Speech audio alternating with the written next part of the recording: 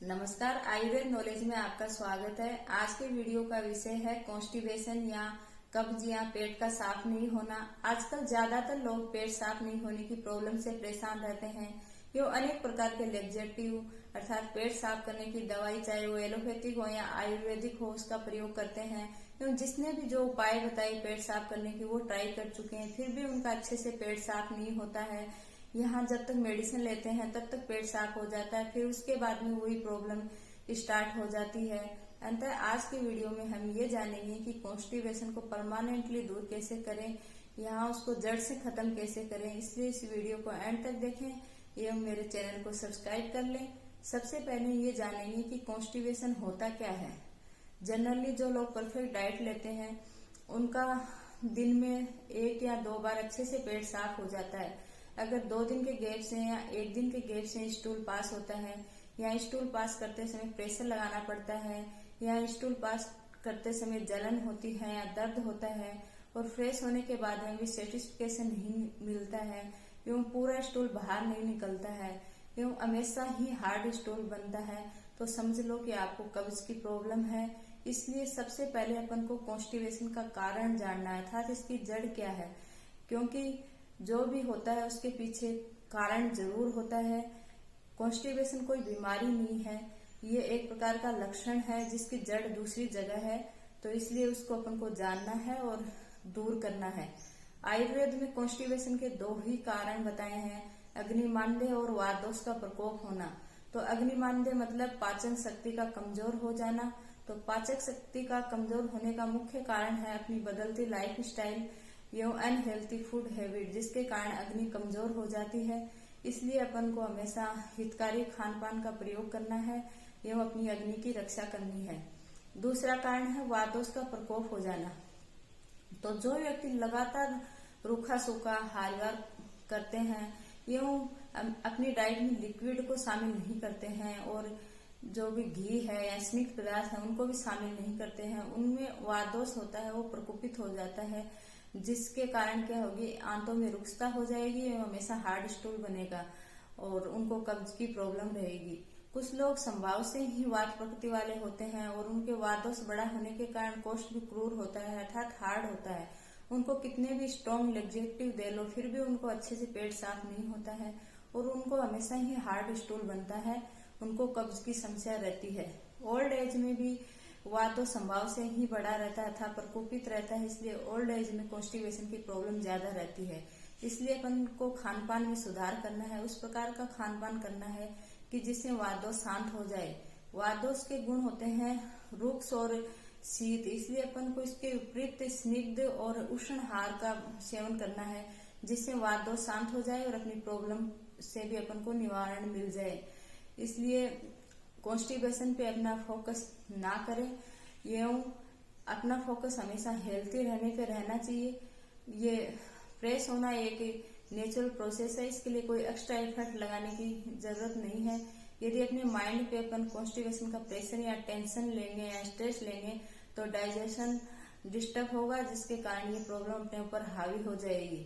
Constipation के कुछ अन्य कारण भी होते हैं, जैसे न्यूरोलॉजिकल प्रॉब्लम है, लो फाइबर डाइट है या इंटेस्टाइन मसल्स में वीकनेस है या ऑब्स्ट्रक्शन है, अर्थात आंतों में गांठ बन गई है, यहाँ पाइल्स या पिसर हो गया है, अतः इनको दूर करना है। तो अब ये अपन जानेंगे कि कब्ज को दूर कैसे करें। आयुर्वेद में किसी भी बीमारी का ट्रीटमेंट है कि उसके जो कारण है बीमारी का उसको दूर करना। अंतर सबसे पहले अपन कब्ज का कारण क्या है, अर्थात किस कारण से कब्ज हो रही है उसको दूर करना है। तो अपन को अपनी लाइफ स्टाइल और खान पान को चेंज करना होगा। इस हैबिट को चेंज किए बिना अपन सोचें कि हमें डॉक्टर ऐसी कोई दवाई दे दें जिससे हमारा कॉन्स्टिपेशन दूर हो जाए, तो ऐसा नहीं होगा। आपको भी दवाई के साथ प्रयास करना पड़ेगा अपनी लाइफ स्टाइल चेंज करने में और खान पान में, तभी आपको कोई भी दवाई है वो असरकारक होगी। इसलिए लाइफ स्टाइल कैसी होनी चाहिए एवं खान पान कैसा होना चाहिए, इनका डिटेल से वर्णन मैंने मेरे पिछले वीडियोज आयुर्वेदिक डेली रूटीन एवं परफेक्ट आयुर्वेदिक डाइट प्लान में किया है, उनको देखें। सुबह 6 बजे से पहले उठ जाना चाहिए, क्योंकि सुबह 6 बजे से पहले का जो समय होता है वो वात के अनुलोमन के लिए होता है। जिससे अपन उठ जाएंगे तो अपनी मल प्रवृत्ति अच्छे से हो जाएगी। कुछ लोगों को तो सुबह के टाइम क्या होता है, वेग आता है, फिर भी वो सोचते हैं कि बाद में चले जाएंगे। ऐसा करना बिल्कुल गलत है, इससे अपन को अनेक साइड इफेक्ट्स होते हैं। यूं इसलिए जब भी अपन को स्टूल की अर्ज हो तब चला जाना चाहिए। बैलेंस डाइट का प्रयोग करें, अर्थात अपने खाने में लिक्विड बढ़ाएं। मूंग की दाल का प्रयोग कर सकते हैं, छाछ का प्रयोग कर सकते हैं, या खाना खाते समय बीच में घूंट घूंट पानी पी सकते हैं। और डाइट में स्निग्ध पदार्थ अर्थात घी या तेल का प्रयोग करें। यहाँ जैसे नारियल की चटनी बना के ले सकते हैं, तिल के लड्डू ले सकते हैं, जिससे क्या होगा कि स्निग्धता बढ़ेगी। और खाने में सलाद का प्रयोग करें, इसके लिए अपन वेजिटेबल्स ले सकते हैं। यहाँ अपन फ्रूट्स का प्रयोग भी कर सकते हैं। और रात को सोते समय गर्म 1 गिलास दूध में 1 चम्मच या 2 चम्मच गाय का घी मिक्स करके लेना चाहिए। ऐसा करने से क्या होता है कि जो आंतों में रुक्षता बढ़ी हुई है वो दूर हो जाएगी, अर्थात स्निग्धता बढ़ जाएगी, मल में स्निग्धता आ जाएगी, जिसके कारण इंटेस्टाइन की पेरिस्टाइल मूवमेंट बढ़ जाएगी। एवं मल आगे की ओर खिसकेगा एवं पास हो जाएगा। आप सोच रहे होंगे कि हम कोलेस्ट्रॉल नहीं बढ़ जाएगा यदि डेली घी का प्रयोग करेंगे। तो गाय का जो शुद्ध घी होता है उसका प्रयोग करने से कोलेस्ट्रॉल नहीं बढ़ता है। जो बाजार में आजकल अनेक प्रकार के घी मिलते हैं जो शुद्ध नहीं होते हैं, उनका प्रयोग करते हैं तब कोलेस्ट्रॉल बढ़ता है। ये जो भी अपन कुक्ड खाना होता है, अच्छा जिसमें भी अपन खाने की कुकिंग कर रहे हैं उसमें अपन तेल या घी का ज्यादा प्रयोग कर रहे हैं, उससे भी बढ़ सकता है, क्योंकि इससे घी का जो गुण है वो चेंज हो जाएगा। इसलिए घी या तेल अपन कच्चा ही प्रयोग करना चाहिए।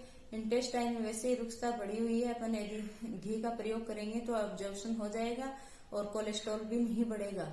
पानी भी अपन को ज्यादा नहीं पीना, जब भी प्यास लगे तभी पानी पीना है, क्योंकि उसी प्रकार जैसे अपन हवन करते हैं तो अग्नि में घी डालते हैं तो अग्नि बढ़ती है एवं पानी डालने पर शांत हो जाते हैं। यदि अपन अधिक मात्रा में पानी पिएंगे तो अपनी अग्नि कमजोर हो जाएगी, जिससे अपन को पाचन ही नहीं होगा। इसलिए अधिक पानी का प्रयोग नहीं करें और डेली डाइट में अपन को घी का प्रयोग करना चाहिए। रात को सोते समय आप घी ले सकते हैं। यदि आप दूध के साथ नहीं ले रहे हो तो गर्म पानी में 2 चम्मच घी मिलाकर भी आप ले सकते हैं।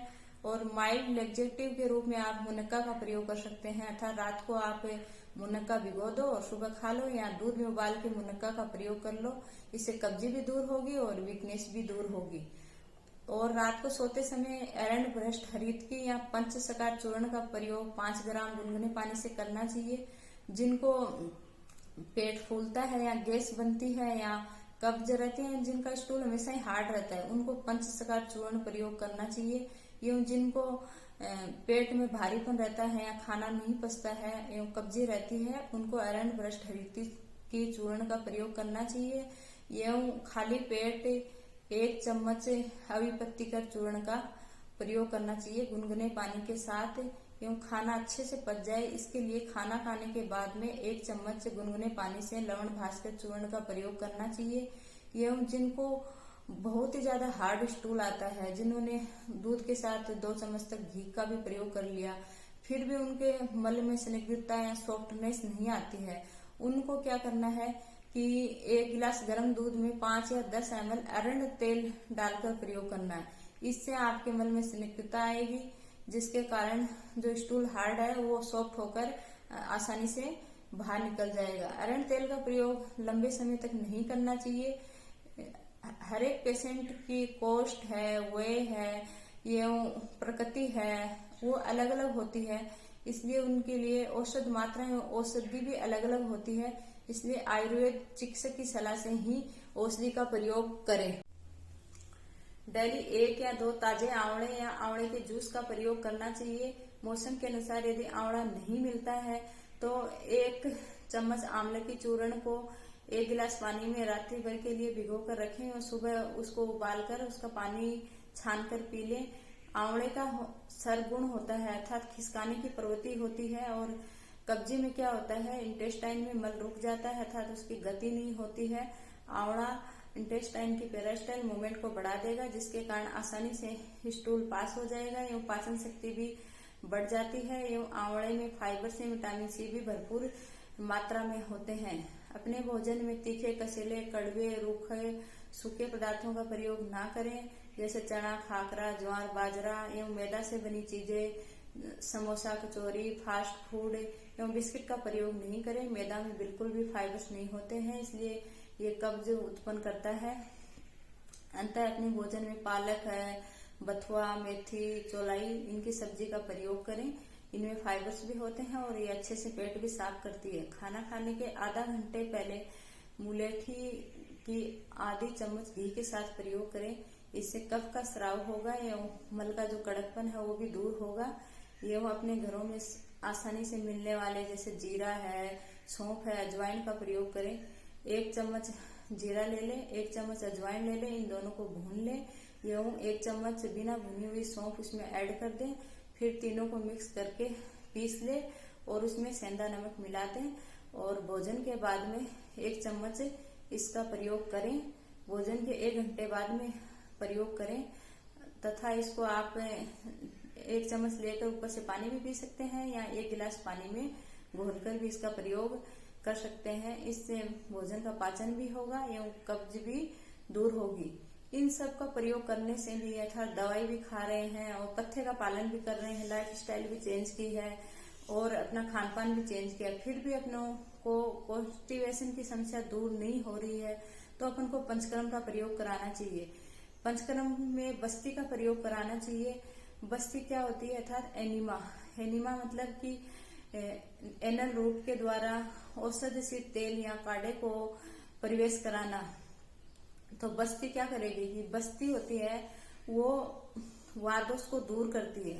तो जो तेल होता है जो अपन एनल रूट से प्रवेश कराते हैं वो इंटेस्टाइन में जाकर इंटेस्टाइन में जो रुक्षता बढ़ी हुई है, उसकी मूवमेंट कम हो गई है और मल है वो बहुत ही ज्यादा हार्ड हो रखा है, तो उससे मल में भी स्निग्धता आएगी और आंतों में भी स्निग्धता बढ़ेगी और इंटेस्टाइन की मूवमेंट भी बढ़ेगी, जिसके कारण आसानी से मल बाहर निकल जाएगा।